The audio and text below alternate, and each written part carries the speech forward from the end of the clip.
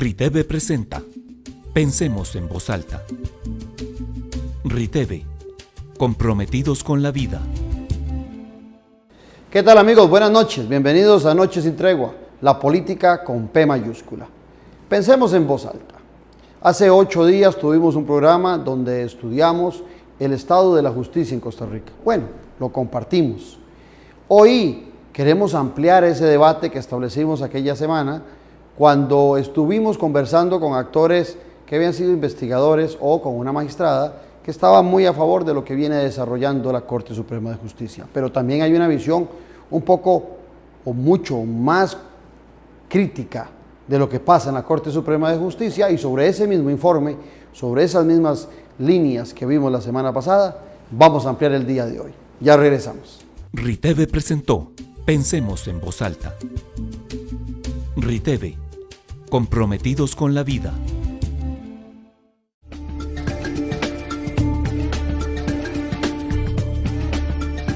La semana pasada tuvimos un programa sobre la justicia costarricense, muy concentrados en el estado de la justicia de un informe que hizo el Estado de la Nación. En esta ocasión he querido invitar a 2 panelistas que son 2 distinguidos abogados. Uno de ellos, don Rolando Vega Robert, magistrado de la Corte Suprema de Justicia, y el otro es un abogado litigante penal, buen amigo, don Cristian Arguedas y Arguedas. Con ellos vamos a desarrollar el tema de hoy. Yo empezaría invitándolos a que brindemos por nosotros, por nuestras familias y por el televidente. Ya regresamos. Salud.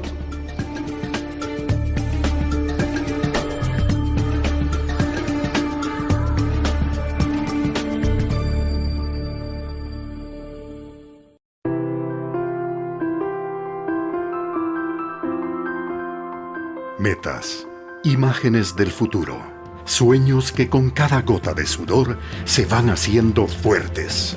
Todos son diferentes, pero tienen algo en común. Si los alcanzás, son capaces de hacer retumbar al mundo entero. Solo tenés que ir tras ellos. Con el BAC, pasa de querer a poder. En sus 62 años, la República continúa evolucionando para brindarle el mejor servicio. Ahora los invitamos a explorar nuestro dinámico sitio web. Como suscriptor tendrá acceso ilimitado desde cualquier dispositivo. Como visitante podrá acceder a 5 artículos gratis al mes. Adquiéralo ya y obtenga el primer mes por solo 99 centavos de dólar. Suscríbase hoy y viva la nueva experiencia periodística. Acelerar innecesariamente desperdicia combustible y reduce la vida útil del motor. Una actitud responsable al conducir da más seguridad y ahorra combustible. Conducir eficientemente es un acto de conciencia. A pasear. ¿Y si fuerzan el portón? ¿Sí? No. Tembló. ¿Se dañaría algo en la casa? No. Sí. No. El vecino estaba quemando hojas. ¿Se habrá quemado la casa? No. ¿Sí? No. Mejor viva tranquilo con un seguro de incendio del INS, Instituto Nacional de Seguros. Restaurante Doménico, un ambiente casual y distinguido que le ofrece las especialidades de la gastronomía italiana, clásica y contemporánea, con variedad de ensaladas, carnes y pescados, así como deliciosas pastas frescas hechas en casa y un amplio surtido de pizzas, postres y los especiales del chef. Contamos con un área privada para sus eventos y reuniones. Tenemos amplia zona de parqueo. Le esperamos todos los días de la semana a partir del mediodía. Visítenos en Plaza Antares, frente a la Rotonda de la Bandera. Sea el papá que sea, obtenga excelentes beneficios con las tarjetas del Banco Nacional. Aprovéchelos en Banco Nacional, más cerca de usted. Yo arrancaría el programa con una frase de la semana pasada que dijo la magistrada Nancy Hernández, cuando dijo que la demagogia y la poca seriedad a la hora de analizar el Poder Judicial es lo que pone al Poder Judicial en cuestionamientos ante la opinión pública. Y quisiera saber qué opinan ustedes de esta aseveración de la señora magistrada. Don Rolando. Bueno, no sé en qué contexto lo habrá dicho mi compañera Nancy Hernández. Creo que en este país se han hecho bastantes estudios sobre la situación del Poder Judicial. Hay varias publicaciones, el estado de la justicia, en su momento hubo hasta un pacto por la justicia. Yo lo que podría decir es que no todo está bien, pero tampoco no todo está mal. Hay cosas que creo que hay que analizarlas desde un punto de vista crítico, hay cosas que hay que analizarlas desde un punto de vista positivo, ¿verdad? ¿Usted queda satisfecho con el estudio? A mí el estudio particularmente no me dejó satisfecho. Yo hice las observaciones, me parece que es un estudio que se quedó corto, bastante corto. Es un estudio que lo que hace es, desde mi punto de vista, volver a plantear cosas que ya sabíamos, cosas que han venido ocurriendo. Para usted no hubo nada novedoso. Yo no le veo nada novedoso. Realmente creo que hubo omisiones importantes en el estudio. Creo que hay fuentes que se utilizan en el estudio, que son fuentes estadísticas o datos estadísticos bastante desactualizados, con lo cual eso podría ser un motivo importante de análisis y eventualmente de crítica frente a esto que se supone que es el estado de la justicia, que es una puesta al día de lo que está sucediendo y hacia dónde va el Poder Judicial. Tampoco creo que haya que asumir posiciones alarmistas extremas, ni mucho menos. No se trata de pretender romper la institucionalidad del país, no se trata de pretender echarle leña a la hoguera sobre el Poder Judicial, pero tampoco creo yo que la posición conveniente, menos para los abogados litigantes, menos para las personas usuarias, sea pretender tapar el sol con un dedo, ¿verdad? Y tratar de ocultar los problemas. Esa es la parte tal vez que a mí me parece importante rescatar, digamos, de cara a lo que ha sido un poco la posición ahora, hasta cierto punto beligerante que he tratado de mantener en el Poder Judicial. En eso, a vos, Cristian, te toca ser usuario como abogado penalista litigante, y en diversas ocasiones cuando hemos estado en otros escenarios más libres, vos sos muy crítico de los resultados de la misma Corte Suprema de Justicia. Te puse a estudiar un documento, no sé si al final de cuentas llenó a satisfacción lo que vos pensás, y si encontrás temas que puedan ser valiosos para mejorar el estado de la justicia en Costa Rica. Bueno, primero muy buenas noches, Claudio, don Rolando, es un honor estar en su programa, y buenas noches, costarricenses. Es un honor, no todos los días uno tiene la oportunidad de estar con un magistrado tan destacado como don Rolando Vega, alguien a quien yo profundamente admiro y aprecio desde su crítica constructiva que hace. Lo estamos aprovechando porque renunció, ¿verdad? Le quedan como 5 días, hoy es lunes. Quedan un poquito, 8 o 9 días. 9 días. Sí. Una persona crítica que al menos siempre, todo lo que ha escrito don Rolando, yo siempre lo he leído con mucha seriedad, ¿verdad? Porque el tema de la justicia es un tema que nos debe de preocupar a todos, independientemente del estado bueno, malo, regular, correcto o incorrecto que pueda decir el informe, que ahorita lo vamos a analizar. El tema de la justicia es un tema trascendental en una democracia. Infortunadamente, no somos una civilización, no somos una sociedad que podamos resolver nosotros mismos los conflictos. De modo que el Poder Judicial, alguien que aplique la ley, es necesario para una sociedad civilizada como lo es la nuestra. Yo concuerdo con don Rolando en el análisis de este estudio, de este informe que realizó el programa del Estado de la Nación, que a mí yo reconozco que es un programa serio en este país, pero no viene a descubrir la rueda. Es decir, los datos y la información que aquí se dice son datos e informaciones que ya al menos los que usamos, los usuarios del sistema, los que estamos acostumbrados a andar entre corrillos, entre pasillos judiciales, lo sabíamos. Y si uno analiza teóricamente o muy románticamente la función de ser del Poder Judicial, dice nuestra Constitución que la justicia tiene que ser pronta y cumplida. ¿Qué es pronta? Que sea rápida. Y esto, el informe habla de aspectos temporales para la resolución de los conflictos. ¿Y cumplida a qué se refiere la cumplida? A que se aplique la ley como tiene que ser. Que también podemos extraer de este informe si efectivamente la justicia es pronta y es cumplida. Infortunadamente este informe, como bien lo señaló don Rolando, es muy corto en el alcance material, porque es un informe que al menos trata en las materias propias de las diferentes jurisdicciones, únicamente trata sobre la penal y la laboral. No tenemos datos sobre familia, muy importante en este país, o materia civil. Yo diría que era parcial, que por eso había solo una ventanita abierta, y que quedaban dos espacios que todavía estaban por abrirse. Entiendo que no podemos partir de una base, es decir, de analizar todo, pero sí rescato, digamos, lo positivo que puede ser el pasar por un filtro, por una zaranda, este tipo, o al menos uno de los poderes de la República, como lo es el Poder Judicial. Si me permite extenderme un poquito más, don Claudio, don Rolando, claro.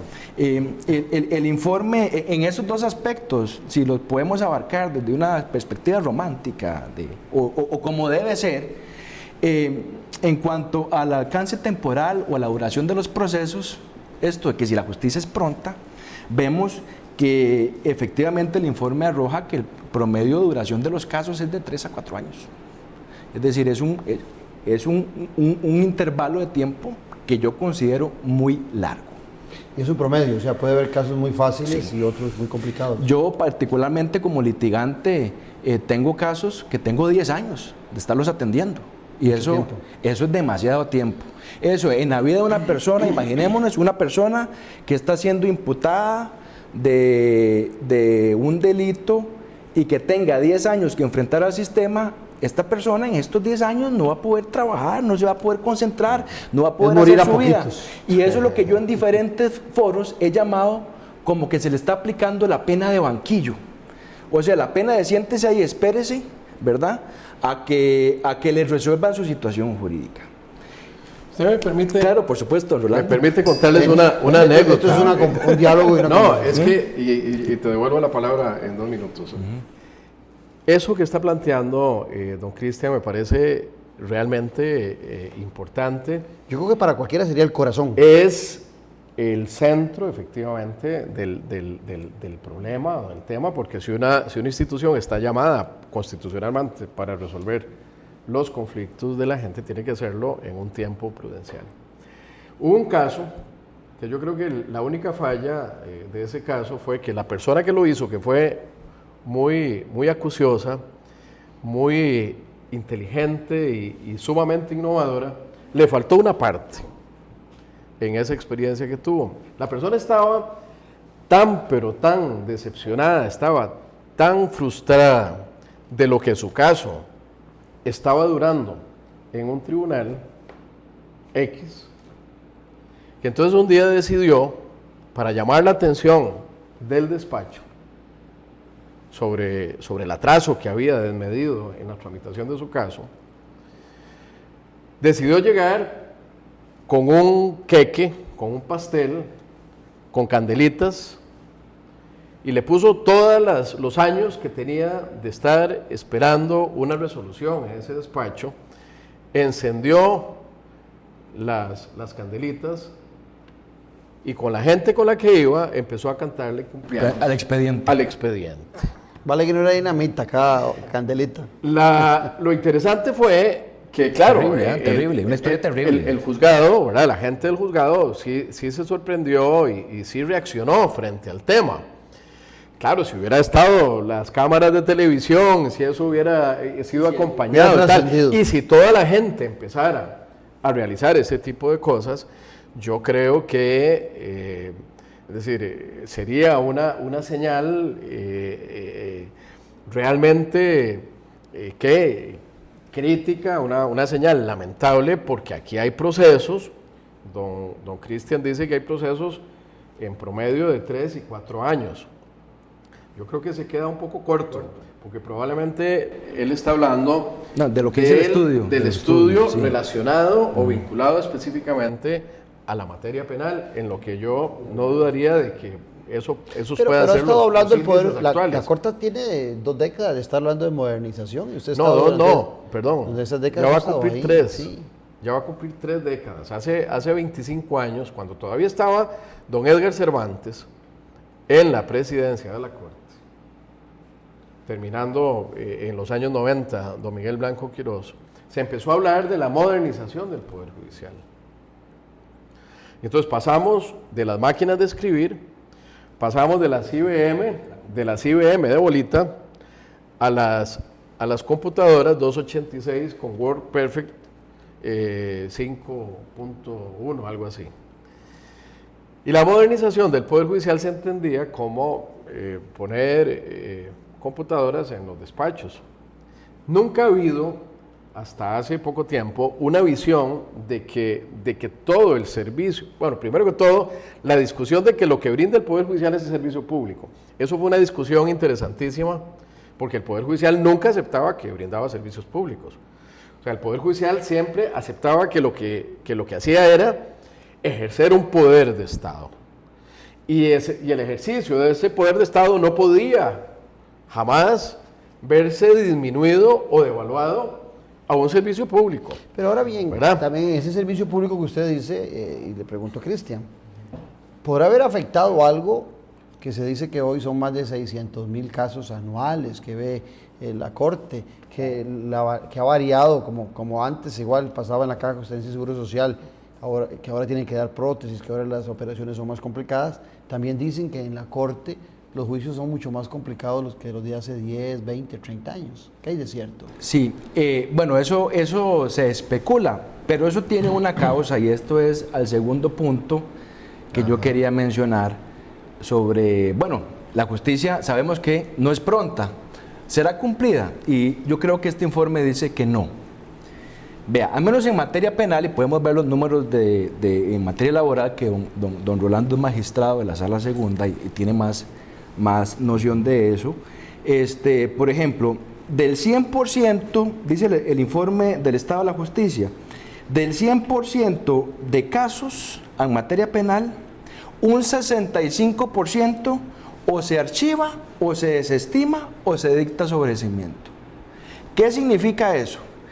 Que un 65% de todos los casos no pasa. No genera trabajo.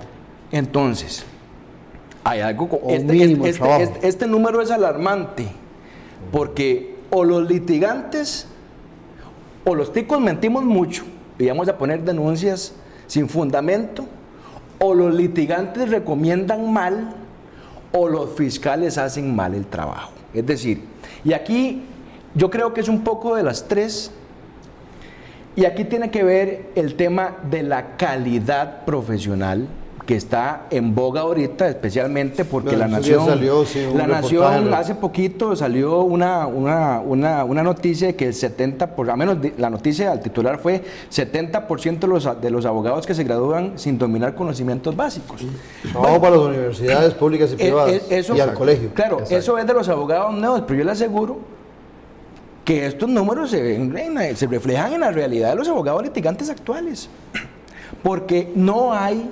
Es más, dentro de la Corte, a mí me ha tocado, por ejemplo, un mismo tema me lo resuelven de una manera en Limón y me lo resuelven diferente en Guanacaste, y me lo resuelven diferente en San José. Y eso es algo que yo nunca he entendido, porque la ley, a la hora de aplicar la ley, que es lo que tiene que hacer el Poder Judicial, Es igual para todos. la ley solo tiene una posible interpretación, que es la interpretación o el espíritu que dio el legislador. No hay más, solo una posible. Y basados en la independencia judicial es que se han creado diferentes tipos de criterios para resolver, que se ha convertido en tierra de nadie, y no ha habido una estandarización de la aplicación de la ley. Debería ser, francamente, de que un mismo instituto jurídico, por ejemplo la prescripción, sea de aplicación igual en todos los juzgados y en todos los tribunales y en todos los circuitos.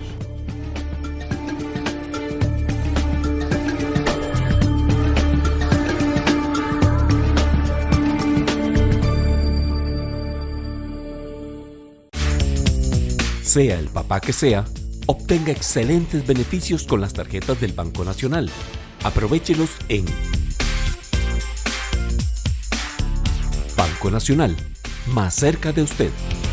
El INA cumple 50 años de ser la llave del progreso en Costa Rica. Una institución cargada de logros, más de 50 centros de formación, 2.000 programas técnicos, cobertura nacional, INA virtual, unidades móviles, reconocimientos nacionales e internacionales, primera institución en América Latina con ISO 9001, cuarto lugar de América según World Skills International, ganadores en Olimpiadas de Robótica y con toda la capacidad para seguir asumiendo los retos del futuro. INA, la llave del progreso. El agua es indispensable para todos los seres vivos. Costa Rica enfrenta el impacto del fenómeno ENOS, fuertes sequías y exceso de lluvias. El gobierno y sus instituciones trabajan para adaptarnos a estas condiciones extremas. Apóyenos, haga uso adecuado, solidario y sostenido del agua. Cuidemos sus fuentes y zonas de recarga. Por su bienestar y el de las futuras generaciones. El agua es de todos y para todos.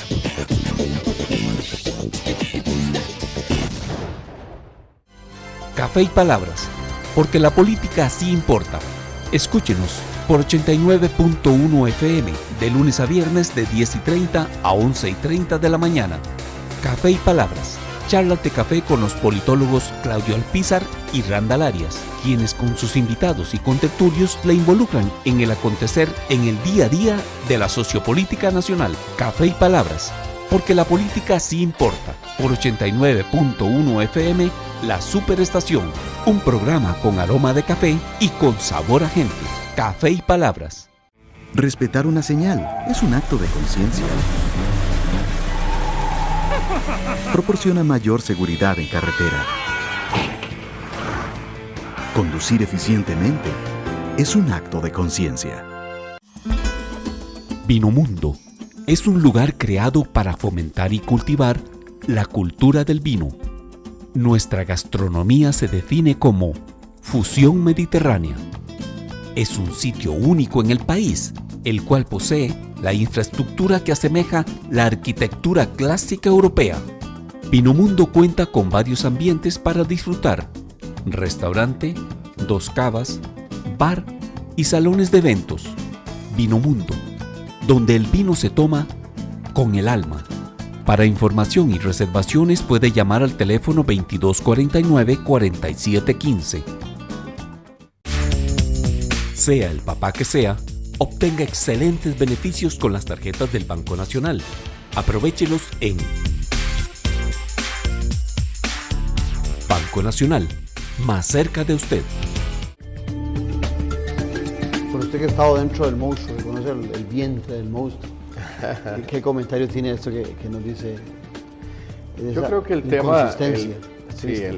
tema de la unificación de jurisprudencia es un tema efectivamente muy importante porque está vinculado a todo lo que es el concepto de seguridad jurídica. Por supuesto que las personas usuarias tienen un derecho a la seguridad jurídica. ¿De qué manera se le puede garantizar ese derecho a la seguridad jurídica? Bueno, eso es lo que explica de alguna manera un sistema como el nuestro, en donde existen salas de casación que lo que tratan de buscar, entre otros fines, es el de esa unificación de jurisprudencia para que no se dé una multiplicidad de criterios jurídicos que puedan ser realmente una muestra de inseguridad jurídica para las personas y que pongan en entredicho el tema de la aplicación del derecho a nivel práctico. Los heredianos aquí dicen normalmente que del puente de Pirro para allá es un derecho el que se aplica. Los otros dicen, no, después del puente tal del aeropuerto para allá es otro derecho. Y los otros dicen después de... En Santa Cruz es un derecho y en Liberia es otro. Claro, en Santa Cruz es uno. Es decir, ese tipo de cosas definitivamente no son buenas, no son sanas. Yo creo que por más esfuerzos que ha hecho el Poder Judicial a lo largo de los años, con una escuela judicial que tiene muchos años de funcionar, casi más de 30 años de haber abierto sus puertas, creo que hay un problema efectivamente de calidad profesional, pero no solo de los estudiantes que salen graduados de las universidades, sino también de los procesos de selección a lo interno del Poder Judicial en los diferentes ámbitos, entiéndase la judicatura, entiéndase el Ministerio Público, entiéndase la Defensa Allá Pública. Por el 2014... Y la carrera judicial, la ley de carrera judicial, no ha sido evaluada hasta el día de hoy.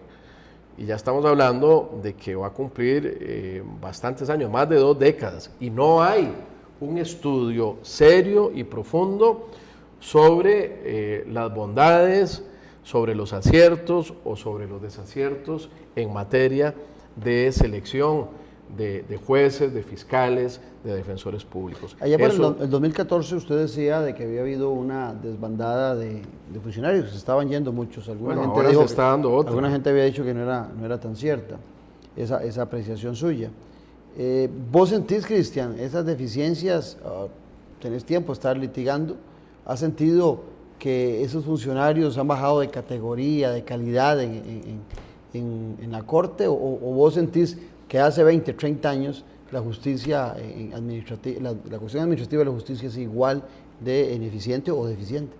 Bueno, tengo 20 años de ser litigante. Pero sí, en estos 20 años que tengo yo del ejercicio profesional desde afuera, sí he visto que se ha, digamos, mermado o que viene deteriorándose la calidad. Siempre uno se encuentra funcionarios judiciales con mucha vocación y mucha dedicación y muy buenos, otros no tanto, porque de todo hay en la viña del Señor. Pero el problema de la estandarización, que eso es un ideal, es decir, la aplicación estándar de la ley, que sea igual en todos los casos, en todo sentido, eso es algo por lo que no se ha hecho absolutamente nada en este país. Y a mí me parece que la calidad de la justicia debería ser una política de Estado.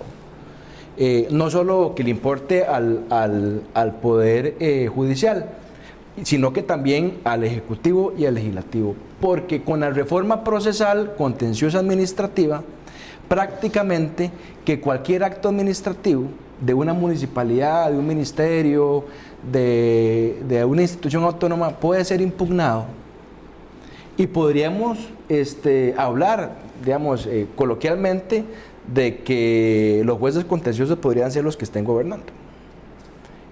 Si se llegara, digamos, en un caso coloquial como lo estoy planteando. Pero, por ejemplo, no ha habido esa estandarización y debería ser una política de Estado que la ley se aplique de acuerdo al espíritu por la cual fue creada, porque no hay otra interpretación posible.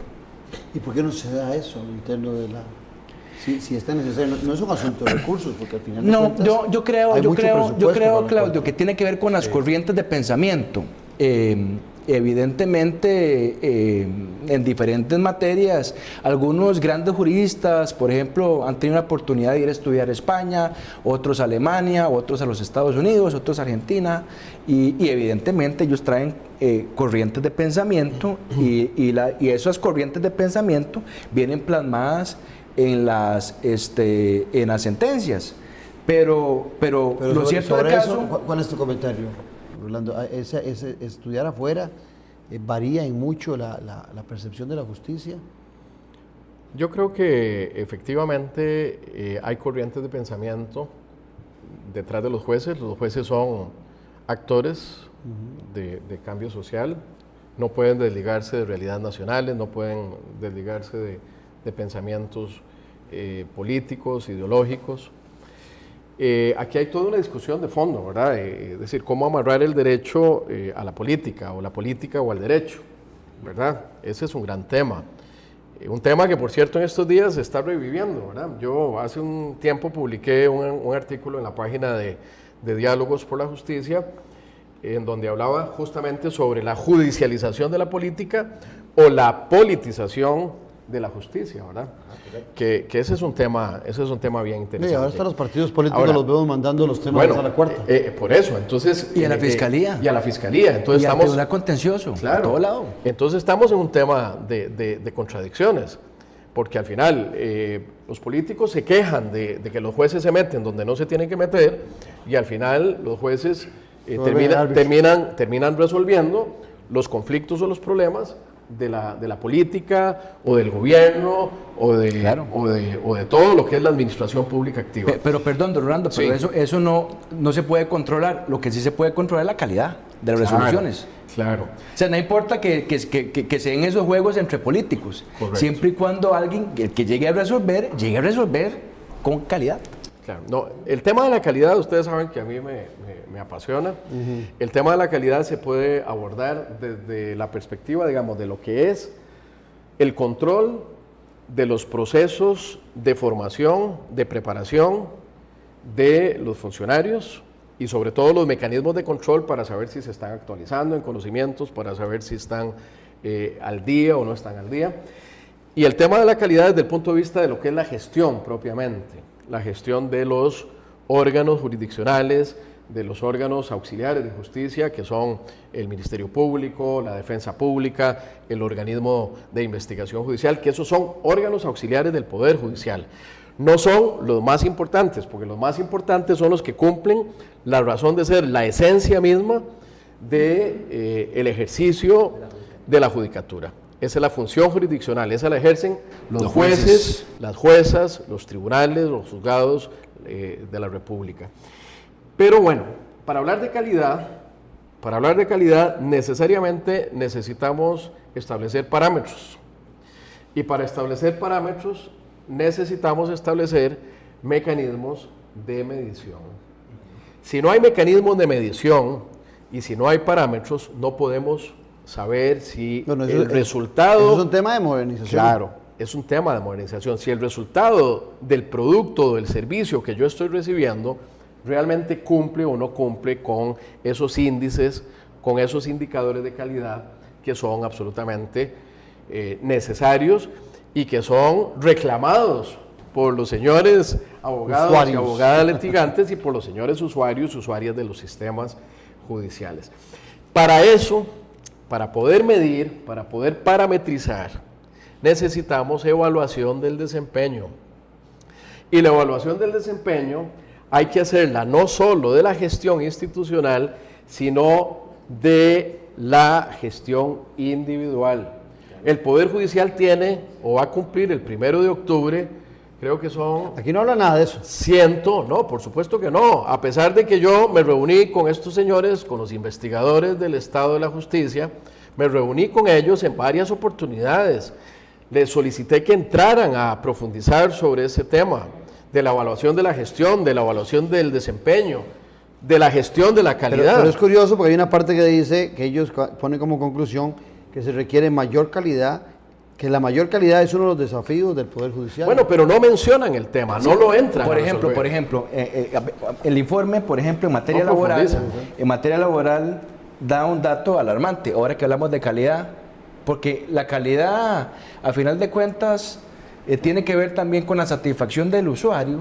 Totalmente. De si se está recibiendo justicia, ¿verdad?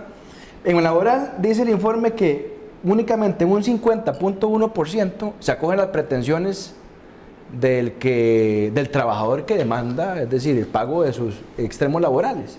Quiere decir que un 49.9% por diferentes razones no.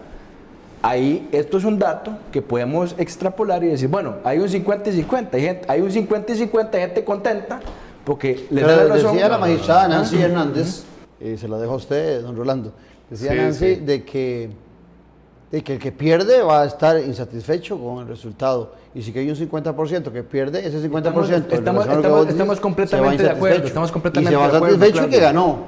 Claudio, pero es que no se trata, en materia laboral y en materia penal, todavía en civil sí ese comentario puede ser válido.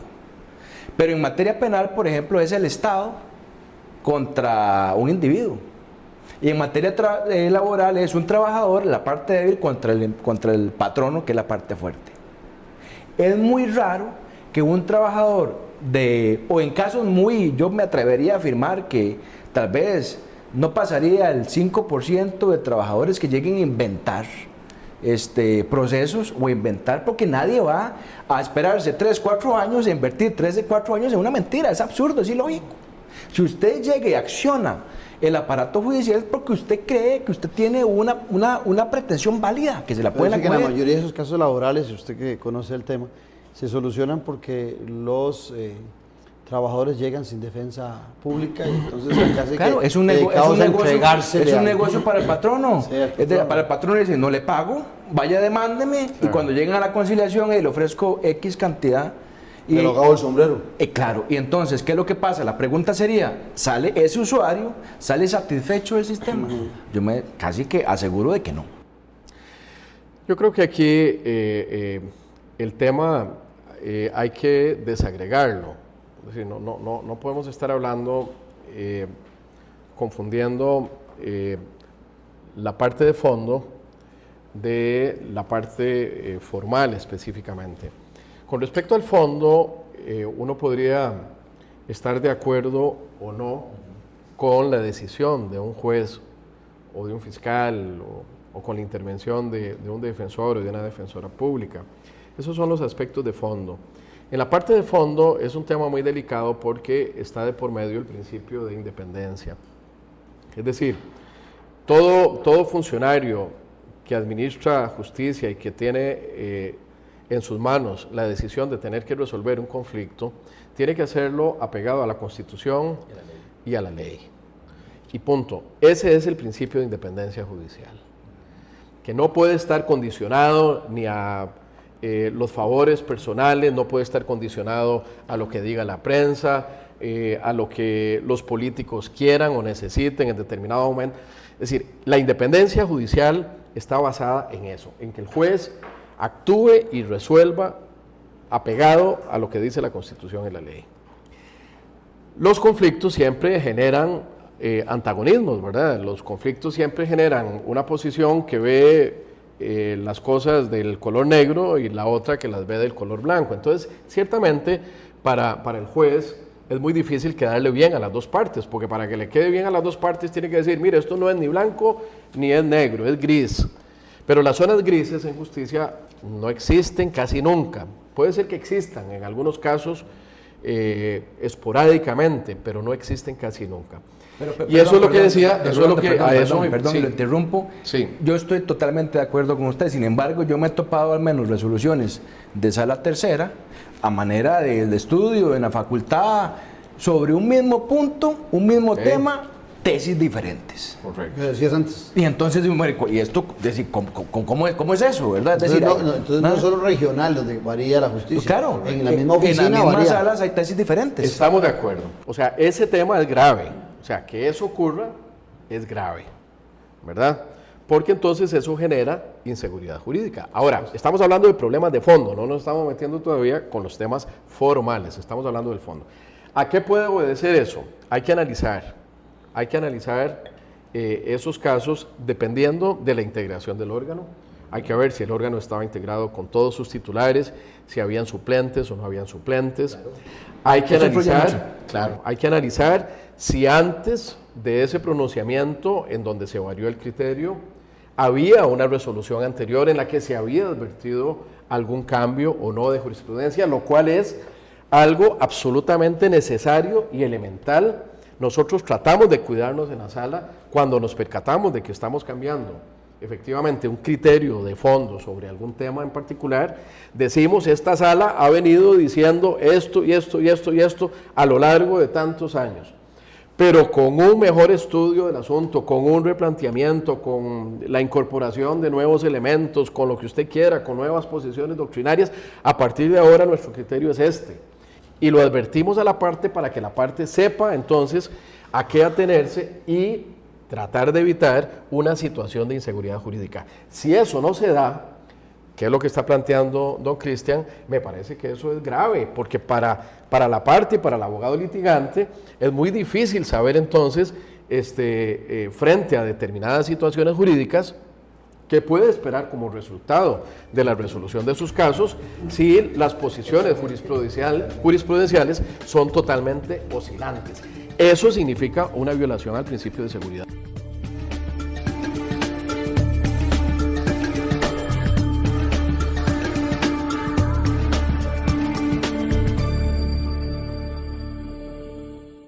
Tertulias de la Cava, un espacio oportuno para intercambiar con los principales actores sociopolíticos de la vida nacional, en el que usted podrá oír, compartir, discernir y proponer ideas. Un espacio de política con P mayúscula, en el que el respeto a la divergencia de pensamientos es el mejor momento para encontrar puntos de encuentro. Los martes, en el Club Unión, a las 7 de la noche. Para reservar su espacio puede llamar al 2257-1555, abierto al público en general. Sea usted parte de las soluciones en Tertulias de la Cava. Vinomundo es un lugar creado para fomentar y cultivar la cultura del vino. Nuestra gastronomía se define como fusión mediterránea. Es un sitio único en el país, el cual posee la infraestructura que asemeja la arquitectura clásica europea. Vinomundo cuenta con varios ambientes para disfrutar: restaurante, 2 cavas, bar y salones de eventos. Vinomundo, donde el vino se toma con el alma. Para información y reservaciones puede llamar al teléfono 2249-4715. ¿Dónde estoy? Mira con atención esta escena. Trata de identificar en qué país de Centroamérica fue filmada. Hola, mi amor. Pura vida. Ya salí de la oficina y quedamos de reunirnos con mi jefe en un restaurante del Boulevard Morazán. Pásame a los niños y luego hablamos. ¿Ya tienes tu respuesta?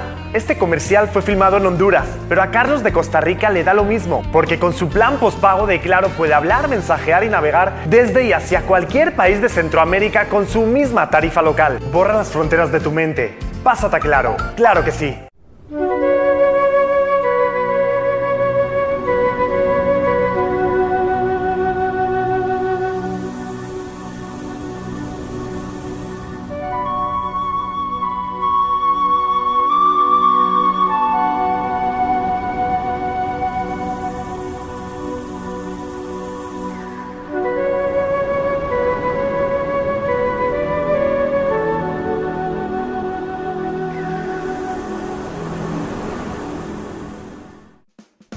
Restaurante Doménico, un ambiente casual y distinguido que le ofrece las especialidades de la gastronomía italiana clásica y contemporánea, con variedad de ensaladas, carnes y pescados, así como deliciosas pastas frescas hechas en casa y un amplio surtido de pizzas, postres y los especiales del chef.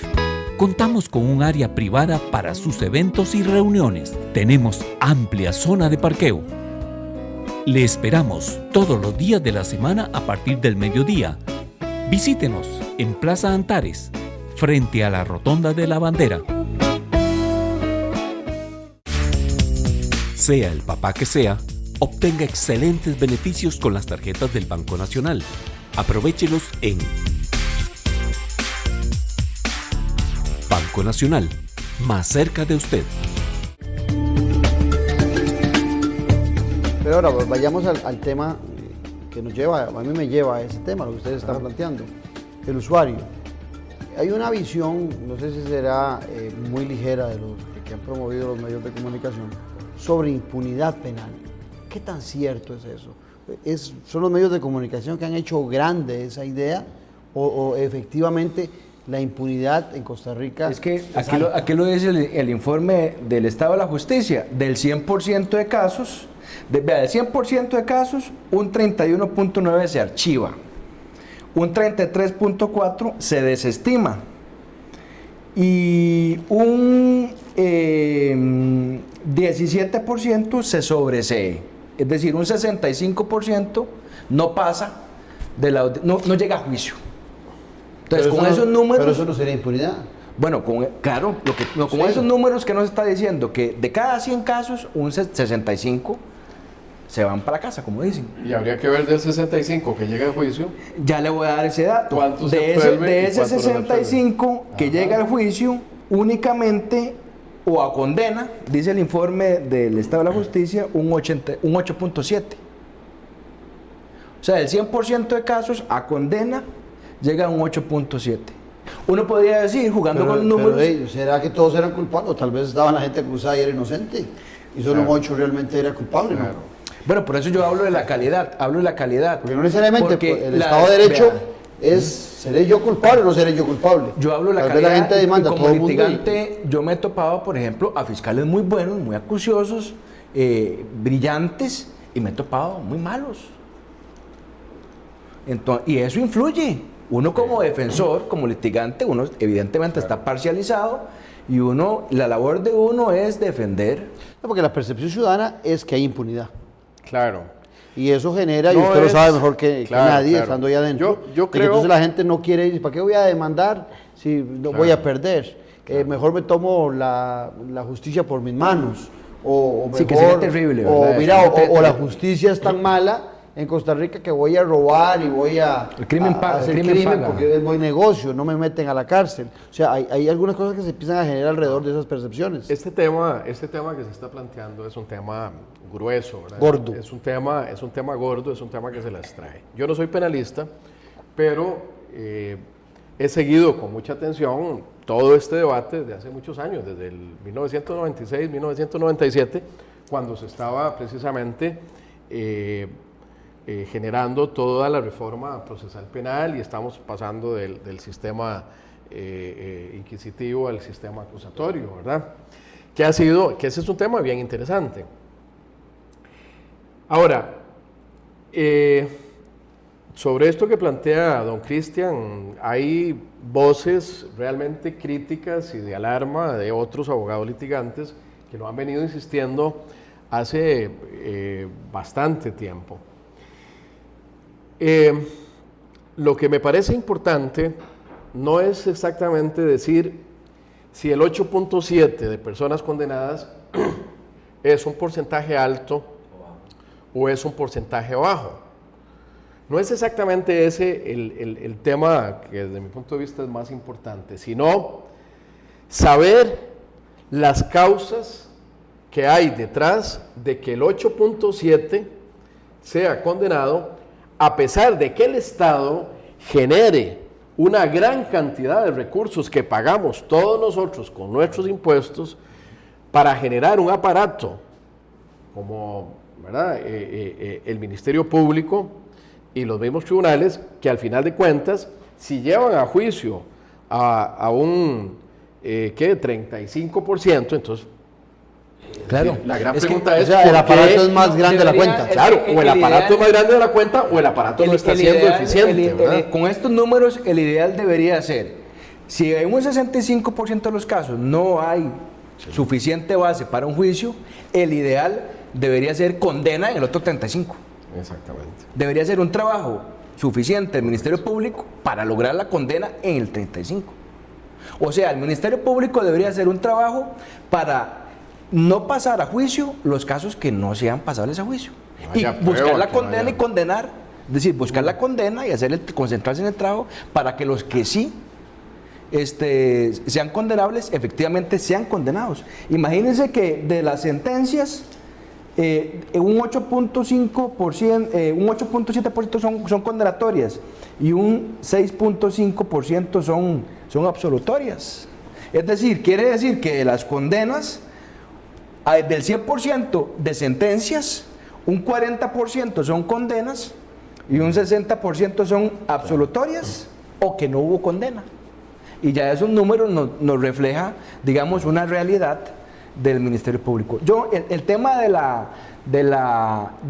la calidad es un tema que tiene que ver con esto. Porque si tuviésemos, digamos, profesionales preparados, no digo que no los tenemos, lo que digo es que no estamos siendo estándares en aplicación de la ley y en aplicación del derecho, y por eso se dan estos resultados. Ahora, también los medios de comunicación tienen su participación en todos estos litigios. Cuando los medios de comunicación denuncian o acusan a alguien a priori e inmediatamente, posteriormente, siguiendo el Estado de Derecho y el debido proceso, la persona sale libre, y entonces eso se genera también en el ciudadano. Mira, salió libre, los medios de comunicación ya lo habían condenado, y entonces la percepción de impunidad también se da porque el ciudadano dice, ya lo habían condenado, o sea, ya los medios de comunicación nos dijeron que era un sinvergüenza, que era un ladrón, que era un asesino, y resultó que llegó a juicio y salió libre.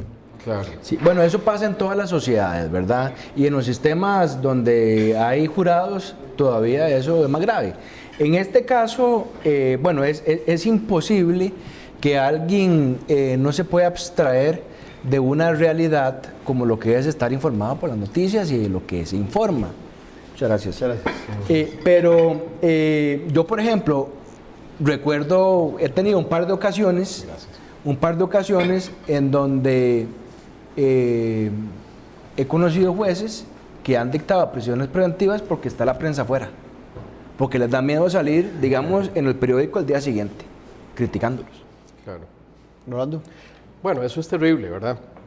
O sea, en el momento en que eso llegue a ocurrir de manera generalizada, en ese momento se rompe el principio de independencia, no solo del Poder Judicial, sino el principio de independencia de los jueces, y en ese momento se rompe la objetividad, se rompe la imparcialidad, se rompe... Pero viene el tema del teorema de Thomas, ¿verdad? Si la gente empieza a percibir que las cosas son reales, bueno, claro, sus consecuencias claro. Entonces, pero ese tipo de manifestaciones hay que ponerles atención, hay que ponerles cuidado. Yo no digo que no existan. Pues, claro que existen. Estaremos viviendo entonces, ya casi nos va el tiempo, estaremos viviendo en Costa Rica de la fama, porque siempre que hay críticas en la Corte, en el Poder Judicial, el principal elemento que se saca es que la Corte Suprema de Justicia de Costa Rica es de las mejores de América Latina. Y no dudo que así lo sea, pero eso no significa que estemos en un lugar ideal. Vea, hay un problema que viene de tiempos del Imperio Romano, que hablaba Juvenal en sus sátiras, ¿verdad? Y Juvenal tiene una frase que a mí me gusta mucho, y es: ¿quién vigila a los vigilantes? Una de las famosas sátiras de Juvenal, ¿verdad? ¿Quién vigila a los vigilantes? ¿Quién controla al controlador? Bueno, exactamente. ¿Quién vigila al Poder Judicial? ¿Quién vigila al fiscal general? ¿Quién vigila a los magistrados? O sea, con el mayor de los respetos, ¿quién controla a los magistrados? Tiene que ser la ciudadanía. Tiene que ser el pueblo. ¿Y cómo? Hay que establecer mecanismos. Mecanismos abiertos, de fiscalización sobre la gestión, sobre el comportamiento, sobre da la impresión de que está esterilizado la Corte para esos controles, ¿verdad? Claro, no, por eso es que a mí me ha costado ejercer muchísimo la magistratura, porque yo estoy en un ambiente en donde, si uno trata de ser crítico y uno trata de salir del estado de confort. De salir del estado de confort y no de seguir esa línea, de tapar los problemas, porque es que hay que proteger la institucionalidad, porque... Esos son los motivos por los que se va. Bueno, yo diría que entre otras cosas sí, ¿verdad? Entre otras cosas sí, porque creo que ahora lo que viene es tratar de generar un movimiento social importante a través de los diálogos por la justicia, a través de este tipo de programas, a través de mecanismos que traten de generar no solo crítica, sino denuncia, mecanismos de control sobre el ejercicio de la judicatura. El Poder Judicial, efectivamente, como dice Cristian, ha sido en casi 190 años de historia un poder totalmente abstraído de la realidad, sustraído de la realidad, en donde los jueces y las juezas hemos estado por encima del bien y el mal. Y eso no puede seguir siendo así. Usted lo dijo hace un rato, Cristian, la justicia es un bien jurídico social. La justicia le pertenece al pueblo, no le pertenece al Poder Judicial. El fundamento de un sistema. No es de la Corte, no es de la Corte, no es de los jueces. La justicia le pertenece al pueblo. Usted, si tiene un juicio... Es una aspiración la justicia. Claro, si usted tiene un juicio de tránsito, un juicio de familia, un juicio laboral, un juicio penal, usted quiere que la justicia se comporte como debe de comportarse, independientemente de que le toque ganar o le toque perder, pero que la justicia haga su papel. Si a un enfermo de cáncer le dicen, mire, usted tiene cáncer, probablemente él sabe de antemano que se va a morir, pero eso no significa que cuando vaya al hospital le den un buen servicio, lo atiendan bien, le den todas las posibilidades médicas que están al alcance para poder prolongarle la vida, para poder proyectarle la vida, para poder darle la mejor calidad de vida. Eso es lo que le pasa a los usuarios de la justicia. Igual. No me queda a mí más que pedir que la justicia cumpla, sea eficiente. ¿Será ciega la justicia? La diosa justicia, Dicen ¿será que ciega? sí, por lo menos ¿Será ciega o tiene la... Bueno, ojalá que si es ciega no sea sordomuda tampoco, ¿verdad? O a lo mejor es tuerta. ¿verdad? O tuerta, ojalá que no. Que podamos realmente aspirar a una buena justicia. Qué lástima que el programa era de 1 hora, pero me siento que le he pasado muy bien y yo imagino que usted mejor todavía. Gracias a Cristian, gracias a Rolando por haber venido a Noche Sin Tregua. Yo creo que si usted disfrutó del programa y le sacó todo el jugo como lo saqué yo, tiene que recomendarlo para que mañana a las 6 de la mañana o a las 2 de la tarde sus amigos lo vean. Y si no, en YouTube el miércoles. Un abrazo a la distancia, nos quedamos cenando aquí en Vino Mundo y lo espero en 8 días. Gracias. Muchas gracias. Encantado.